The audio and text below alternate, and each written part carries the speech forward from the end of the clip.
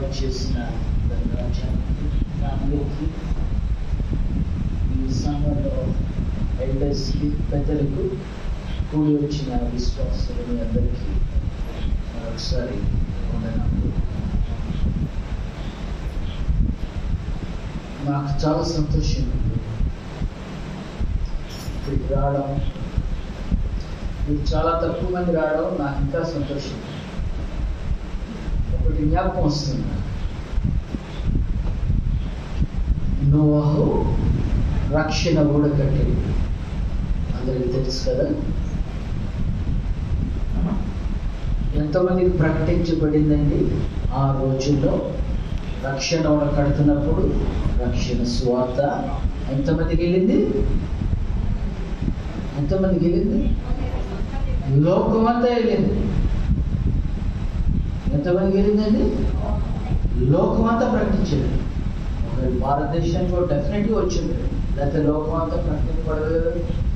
వరద ఇక్కడ లేదా? ఆ రోజుల్లో ఇక్కడ లేదా వరద? ఎస్, లోకమంతా. లోకంలో ఎంతమంది ఉంటారండి? కోట్ల మంది, లెక్కలేనంత మంది ఉంటారు. అంతమందికి రక్షణ స్వార్థ ప్రకటింపబడుతుంటే చివరికి ఎంతమంది రక్షణ ఓడలకు వెళ్ళారు? ఎంతమంది అండి?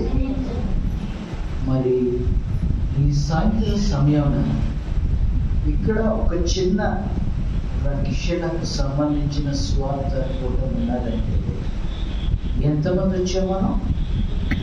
ఒకసారి చూద్దాం. 30 మంది ఉంటాము, 30 నుంచి 40 దాకా అనుకోండి. అంటే ఈ ప్రకటన ఈ దోసపాడులో ఈ గుంజే వచ్చింది. కానీ ఆ రోజుల్లో లోకం అంతా వెళ్ళినా ఎంతమంది వచ్చారు? ఈ దోసపాడులో ఈ కొంచెం గ్రామంలో ఇంత ప్రకటన పడితే కనీసం మనకు 30 మంది వచ్చారు. సంతోషమే, ఎక్కువ మందే వచ్చారు.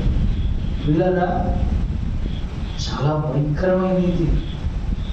నాకు దేవుడు జ్ఞాపకం చేసింది తెలుసా అండి? అది కూడా అందరికీ తెలుసు.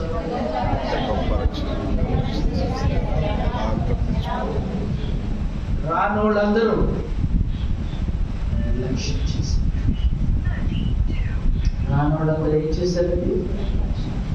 చివరికి ఏమున్నది? మనకి తప్పించుకోలేకపోతే ఏంటున్నది? తీర్పు అనేది ఉన్నది. తీర్పు తర్వాత వస్తుంది ఏంటది? శిక్ష. జాగ్రత్త. ఈ ఒక్క కుటుంబం గురించి నేను చెప్పట్లేదు.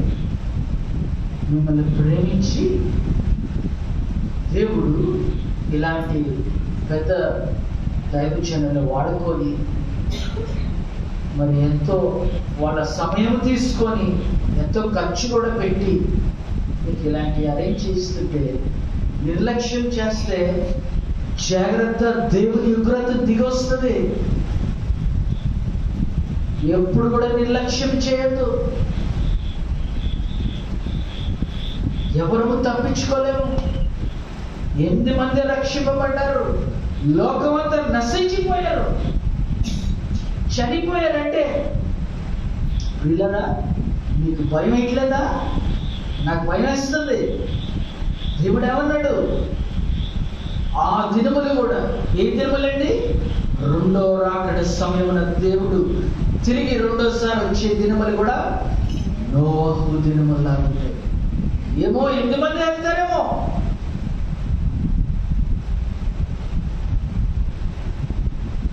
నాకు చాలా భయం ఉంది. ఒకవేళ 8 మంది అయితే అప్పుడు ఆ 8 మందిలో నేను ఉంటానా అని నాకు భయం ఉంది.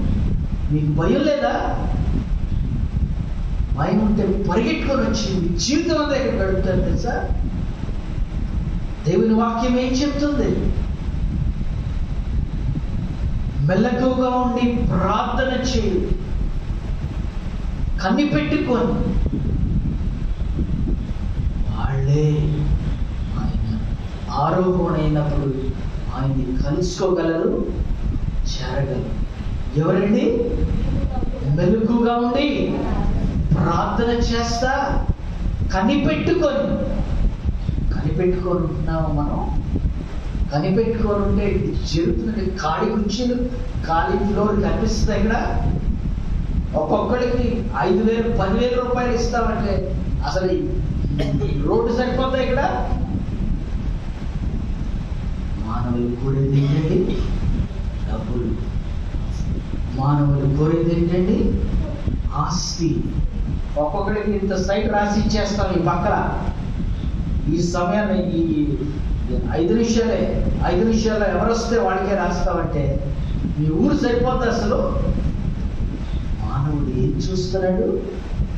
ఇహలోకమందు సంపాదన చూస్తున్నాడు. డబ్బులేంటి? ఆస్తులేంటి? ఇక ఈ లోకం మనకి ఇచ్చేయి. సమస్తం వెంబడి అంత కనిపెట్టుకొని ఆశించి వెతకి, ఇందాక మనం అనుకున్నాం కదా, కనిపెట్టుకొని ఉంటున్నాడు.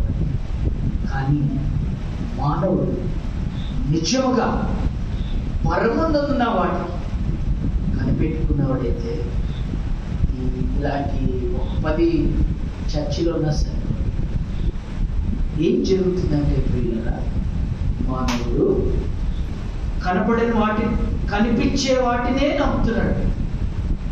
డబ్బులు కనిపిస్తాయి, నమ్ముతాడు. సైట్స్, స్థలాలు కనిపిస్తాయి, నమ్ముతాడు.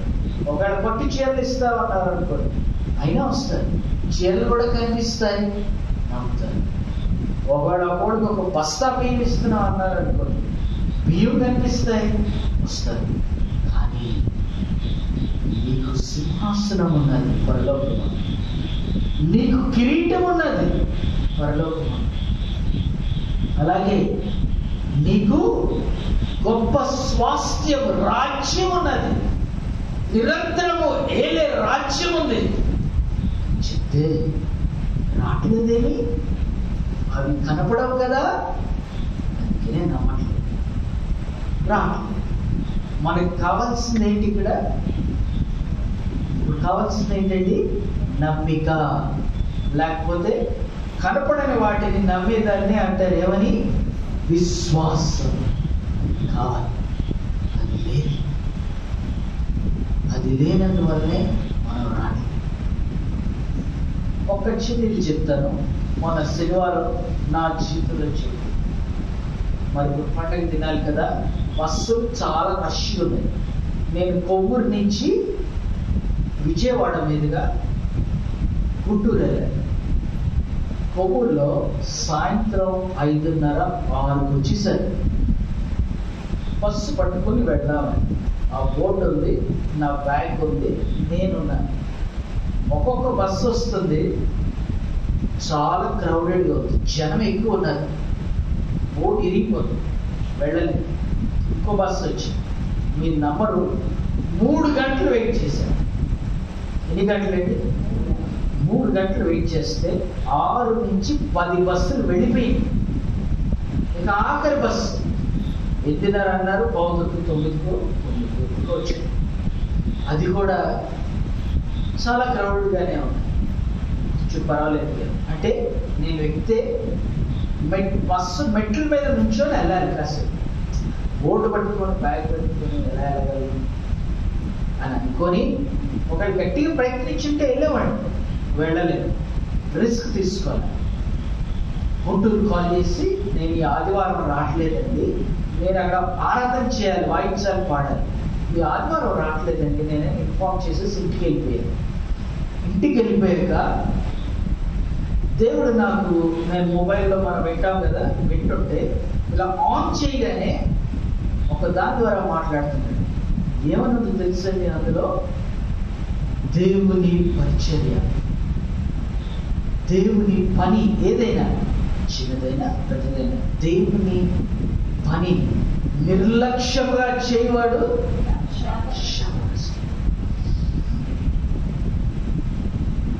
పోయాను. నేను పనిచేసింది, ప్రార్థన చేసుకున్నాను. దేవా, ఆఖరి బస్సు నేను నిజంగా బాగా ప్రయత్నించుంటే నేను వెళ్ళేవాడిని. నేను వెళ్ళలేదు, అంత రిస్క్ తీసుకు